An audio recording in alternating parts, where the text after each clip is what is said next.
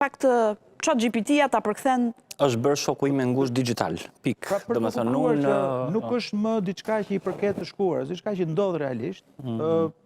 Ne seriozisht çdo njeri në punën e tij, sipas punës, duhet ta shikojë që dikush me inteligjencë artificiale mund t'ia zëvendësojë pjesërisht ose plotësisht. Sigurisht plotësisht do pak kohë, por ndonjëherë koha ecën shumë shpejt dhe shumë gjëra kanë ndryshuar për shkak të teknologjisë. Po marr si shembull agjentë e udhëtimit. Sa agjentë udhëtimi ka pas në Shqipëri? Po. Që punonin duke prerë bileta, sa ka sot? Pra, po ta shikojmë edhe në tregun ton të vogël dhe jo aq të zhvilluar sa vendet e tjera perëndimore, ne shikojmë që kjo ndikon. S'ka asnjë mënyrë tjetër, pra është adaptim me pahir.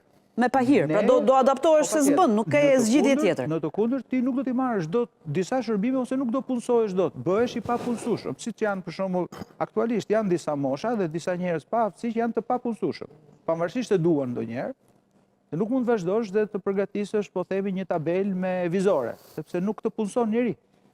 Për të kuptuar që këto janë detyrime që koha e sjell çdo individ. Çdo individ duhet mendojë për veten e tij, jo vetëm për sot, po edhe për vitet në vazhdim.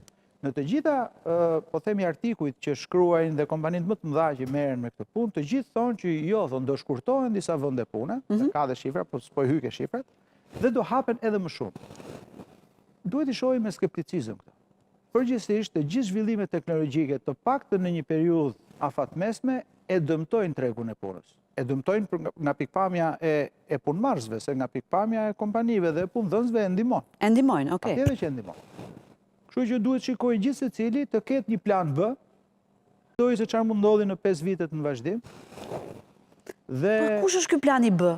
Çfarë të bëjnë njerëzit? Shiko, njeriu ka një aftësi dhe prandaj është dhe më i aftë se të gjithë gjitaret e tjerë. Që të përshtatet, aftësia për të përshtatur. Nevoja dhe si thua, instikti për të mbijetuar, ai i bën që të ndryshojnë dhe të adaptohen shumë shpejt. Dhe njeriu pa e kuptuar fillon dhe adaptohet. As ne nuk i kemi ditur 10 vjet përpara këto gjëra. Po sot i kemi mësuar të gjitha. Po, patjetër. Do të thotë që çdo njeri nuk duhet, domethënë këshilla ime në thonjza është mos e refuzo teknologjinë. Mos ta refuzosh teknologjinë. Pra mos thuaj unë s'di ta bëj këtë se fillo mësoje.